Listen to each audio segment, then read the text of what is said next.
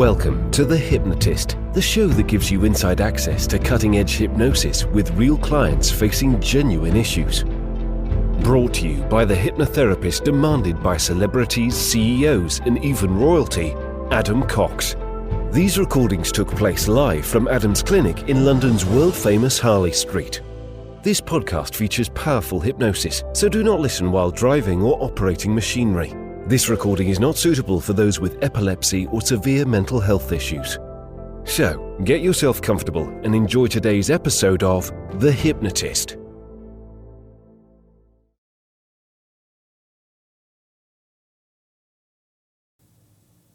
Hi, it's Adam here, and in this episode of The Hypnotist, you're going to be listening to an emotional eating hypnosis session.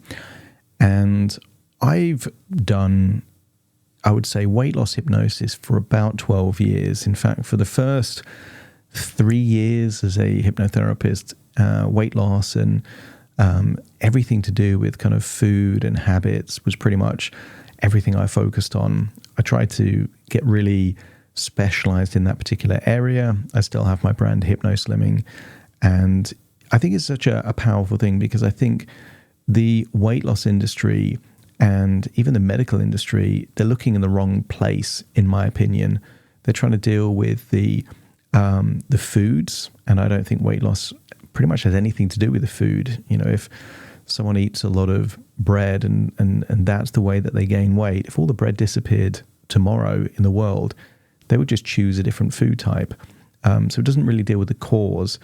And the medical industry, they look at weight loss as almost like a biological problem. So that's why you get bariatric surgeries like gastric bypass and gastric bands, or with a biochemical component like Ozempic, which is trying to restrict or change your appetite, but with some, dodgy impact biologically on your body. And rarely do you get certain things that are kind of a magic silver bullet for weight loss. Generally, it's about getting to the root cause. And when you deal with the root cause, then everything that follows tends to be much easier. What you're going to hear in this particular hypnosis session is the idea that rather than eating to feel full, is more that the goal is to feel fulfilled. And when people feel emotionally fulfilled, there is less of a need to eat emotionally because the emotional fulfillment is already there. You could still eat because you want to eat, or maybe for energy or nutrition. You just don't need to eat your emotions, if that makes sense. So that's what you're going to hear in this particular hypnosis session. It focuses on emotions like boredom, stress, anxiety, low energy. Those are the popular emotions that tend to be what most people would describe as emotional eating. They're stressed, they're anxious, and they eat as a coping strategy. But that doesn't mean that food is the only coping strategy. And having done this for a long time, the one thing I will say, and not many other hypnotherapists would say this, is that food does work to deal with emotions. It just doesn't work for very long. And that's why people create these addictive loops where if food makes stress or anxiety go away for about 5 or 10 minutes, but then the anxiety and the stress comes back, it's highly likely you're going to just eat more food because it felt like it worked the first time. So it is a temporary solution to the symptom and not to the cause. And that's why it's much better to deal with the cause. This has the concept that emotions can be useful. And I believe that emotions are your unconscious or your intuition communicating with you. And if you treat that as information for you to make different choices or behaviors or decisions, then actually your emotions can be a superpower to help improve the quality of your life. There's a few things going on in this session, but at its core, it's useful for those people that might snack or eat food as a way of kind of emotional fulfillment, maybe because they're not getting that emotional fulfillment in different areas of their life, or because they're just dealing with very heavy, intense emotions. But either way, I think this session will help. If you are struggling with weight, emotional eating, or certain habits that you feel are unhealthy, there will be a link in the show notes where you can schedule a completely free consultation call to explore working with me. For now, though, find a quiet, comfortable place where you won't be disturbed, relax, and enjoy the session.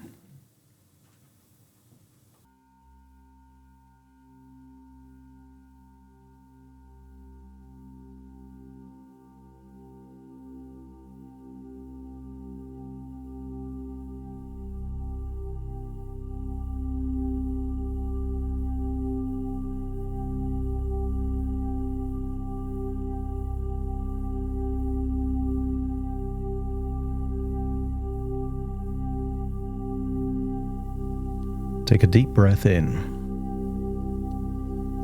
and as you breathe in a resourceful feeling of calm and relaxation. And as you exhale, feel a wonderful feeling of releasing whatever needs to be released. As you breathe in, imagine breathing in a bright, vibrant color that represents resourcefulness, fulfillment.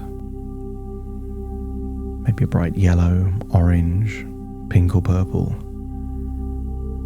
As you breathe it in, imagine it as a combination of bright light, but almost like an energy that can move through space and time. As you breathe in that bright, vibrant color of resourceful relaxation, imagine a wonderful feeling of relaxation as it goes in through your nose, down your windpipe, into your lungs, giving you a sense of that drowsiness which is pleasant. Not fatigue, not tiredness, but a cozy drowsiness. The kind of feeling you might have just moments before drifting off into a deep sleep. Use the power of your imagination to imagine that bright color there in your lungs, and imagine your heart taking that energy of resourceful relaxation and distributing it to every cell in your body, just as it does with oxygen. Breathing in and breathing out. Your body knows how to breathe in oxygen and exhale carbon dioxide without you having to think about it. So I want you to imagine that here in this moment, you're breathing in a resourceful feeling of relaxation.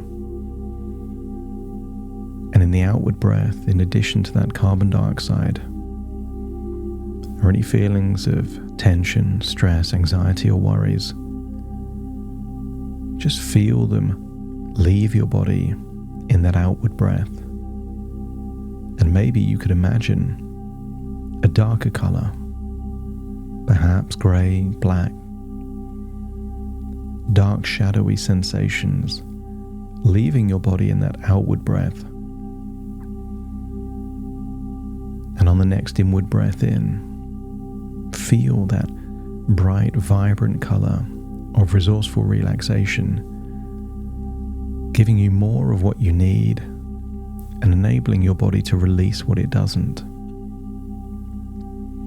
And because it's resourceful relaxation, every breath you take helps you feel deeper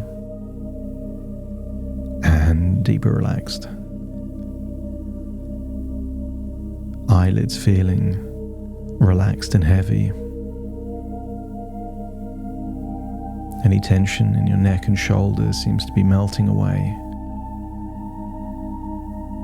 And perhaps you could imagine a time when you had the most enjoyable yawn. The kind of yawn that, at the very point, released that pent-up tension. And in the exhale connected to that yawn, led you to feeling perhaps twice or three times as relaxed as a few seconds before. And the great thing about yawning is that even the idea of yawning still makes you feel relaxed. And maybe you can picture someone you know having an enjoyable yawn as it activates those mirror neurons, creating a wonderful feeling of relaxation just by observing someone seeming to feel more relaxed with a good yawn. I want you to imagine seeing an old photo of you on a beach in the Maldives. I want you to see a picture of you on that beach looking happy, fulfilled, relaxed, a sense of feeling special, of feeling deserving. Maybe there's even an expression of love. And when you can observe that version of you in that picture on a beach in the Maldives, let me know by nodding your head. I want you to imagine what it would be like to drift into the photo, to feel that you're going through space and time towards this beach. But instead of seeing yourself on the beach, imagine stepping into that version of you and feeling what it would feel like to be on that beach. You can imagine wearing whatever clothing is appropriate for that beach. Maybe the same clothing you saw you wearing in that photo. Feel the warmth of the sun on your skin. Perhaps the sand there under your toes. Maybe there's a gentle breeze. Imagine staring out towards the sea. Maybe there's a stillness to the water, maybe gentle waves. And feel that your mind is becoming calm, just like those surface of the sea. And maybe nearby you could imagine seeing a hammock between two palm trees. And just imagine that that's what your jaw feels like. A loose hammock between two palm trees, no tension, no need. Breathing in and breathing out fully relaxed. And I want you to imagine what it would be like to walk to that hammock, place yourself in the hammock, closing your eyes, knowing that you're on that beach, under the sunshine, hearing the gentle breaking of the waves. As I count down from 5 to 1, I want you to imagine what it would feel like to feel so relaxed. You imagine drifting off into a dreamlike sleep there in that hammock on that beach, feeling a wonderful feeling of relaxation. 5, just releasing any tension around your forehead, around your eyebrows. Just release it, let it go. 4, all the muscles in your face now going into your neck and your shoulders, just feel that that can be released too. Melting away all that tension. It's not needed here in your imagination. And then 3, just feel your arms and legs are feeling so limp, loose and heavy. No energy at all, they can just rest by your side as you feel wonderfully relaxed there on that hammock, on that beach, within your imagination. And then 2, focus on your internal organs. Allow your lungs, stomach, heart, diaphragm, all the way into your gut to just completely relax. Feel the relaxation. Notice that it's easier, almost effortless to breathe deeper than ever before. The deeper you breathe, the deeper relaxed you go, and the deeper relaxed you go, the more you activate what we can call the interface to your unconscious. And maybe you think of that as your imagination. As your body relaxes, your imagination awakens. And then imagine your whole body feeling wonderfully relaxed there on that hammock, that you can drift off into a dreamlike sleep. And in that dreamlike sleep, I want you to imagine that you're watching you in the present 1 week from now with a different relationship to food. Just imagine that you're like an invisible entity watching your every move, but see you a week from now behaving differently. Stress at work seems to have less impact. You seem less bored. You seem more fulfilled, more choices, more empowered. And just imagine you continue watching yourself occasionally, jumping into that future version of you, feeling how it would feel to feel this way in your future. Allow yourself effortlessly to switch from first person to third person perspectives, back and forth, sometimes seeing yourself as someone else, sometimes feeling like that future version of you, but with a different relationship with your emotions and food. Breathing in, breathing out, feeling wonderfully relaxed. That's it. I want you to imagine viewing your emotions as guides that lead you to healthy choices and actions, away from the path of emotional eating. And maybe you could visualize boredom as a bright signal, urging you towards new challenges or goals that spark joy and fulfillment. And what if you feel a surge of energy when you're low? Interpreting it as a call for inspiration or a new adventure that enriches your life. See impatience not as frustration, but as an opportunity to shift your focus, engaging in activities that bring you peace and satisfaction. And what if stress was a catalyst for action? Prioritizing those tasks, or letting go of what no longer serves you. See yourself replacing the urge to eat with a drive to either accomplish or to be decisive. Interpret anxiety as a prompt to prepare and plan, or to find peace in acceptance. Channeling your energies into solutions rather than snacks. Jump into that first person perspective and truly believe in the power of your emotions to fuel positive change, steering you away from emotional eating and towards actions that enhance your well-being. In the past, you've been rewarding yourself from having that food.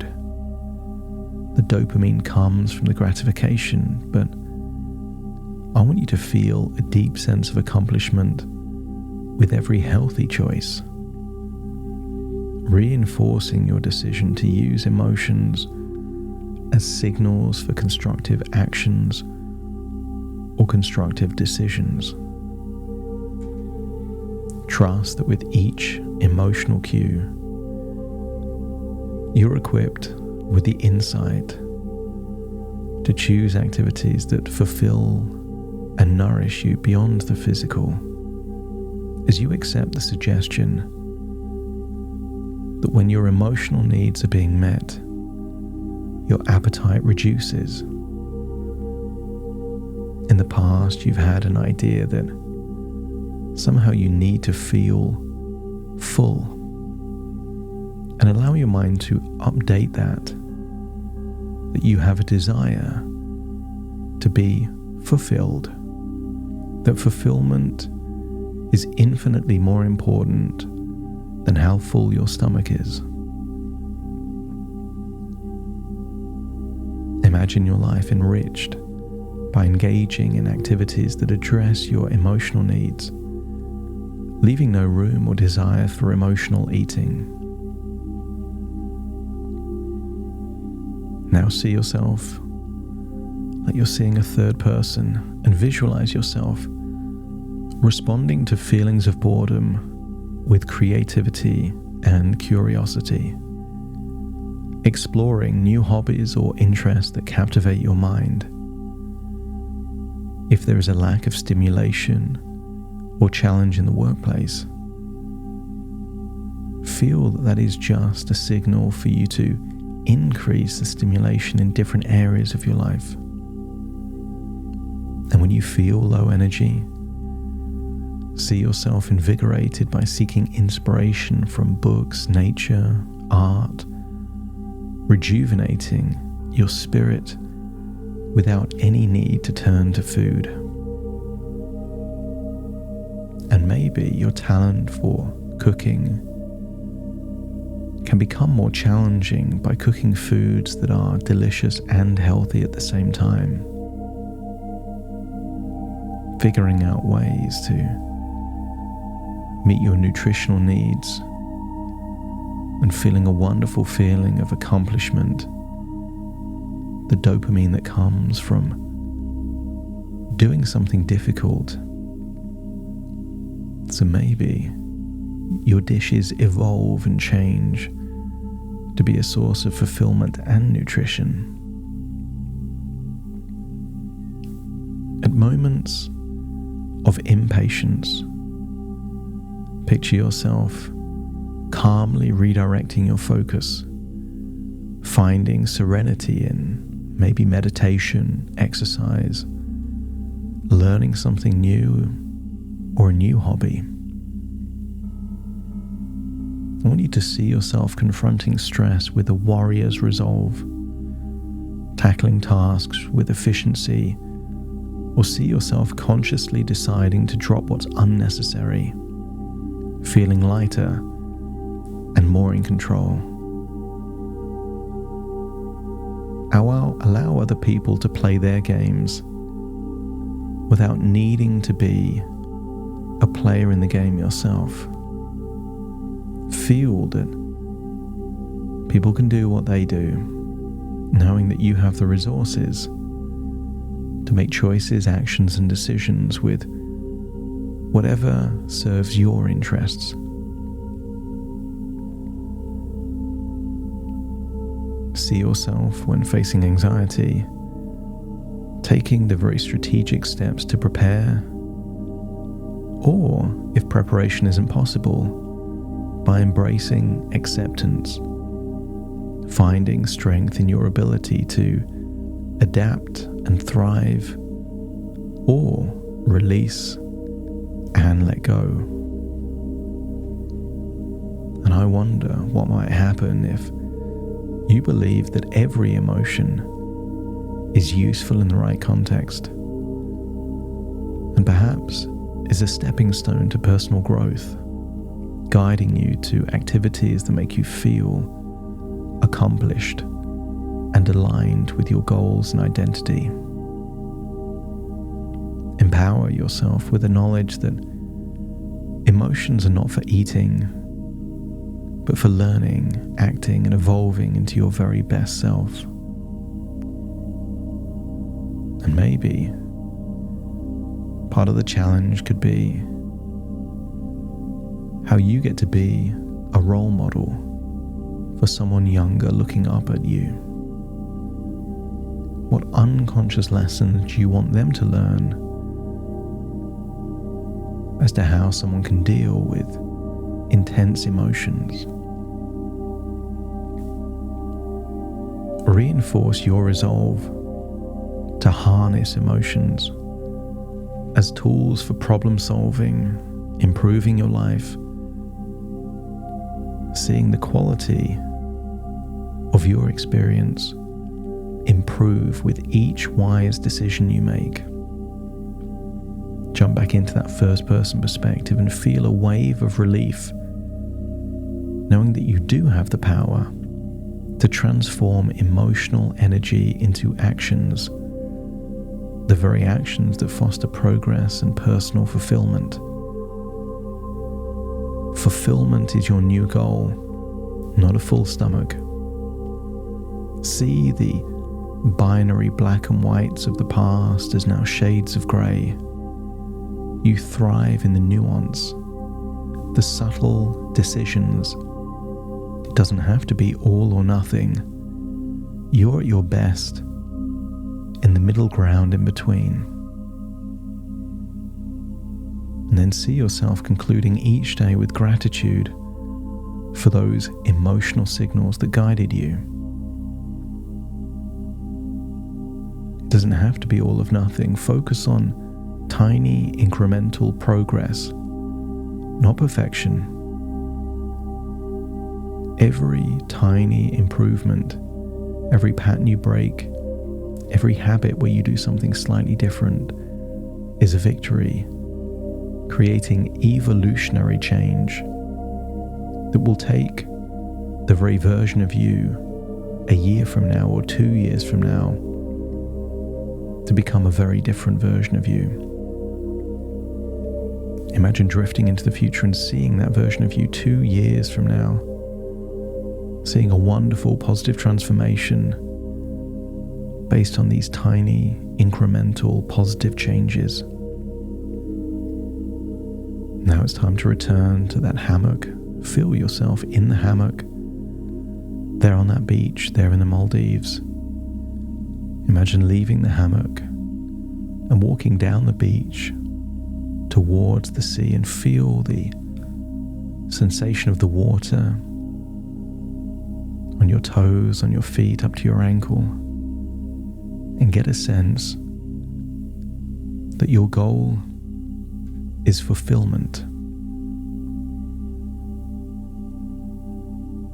And the way to emotional fulfillment isn't through food. It's through your goals, your actions, your decisions, and those tiny, incremental victories and progress that can make each day a tiny bit better than the last. It's time to return to the present as you take a deep breath in through your nose and out through your nose. Feel like you're going backwards through the photo into your physical body.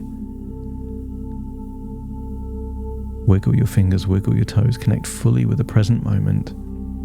As I now count from 1 to 10 to awaken you, you will awaken feeling resourceful, feeling a sense that you now have a new game to play, a game of fulfillment. And that game is enhanced the more you listen to your emotions. Starting to count to awaken you. 1, 2, 3, waking up. 4, 5, 6, more alert. 7, 8, open your eyes, open your eyes. 9, 10, wide awake, wide awake, wide awake.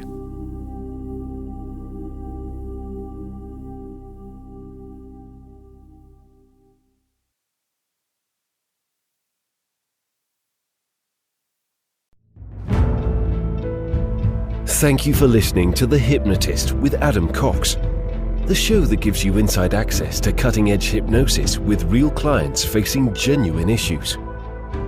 To automatically receive the latest episodes, please subscribe.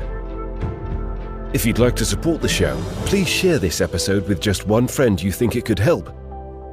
And if this episode helped you, please leave us a 5-star review.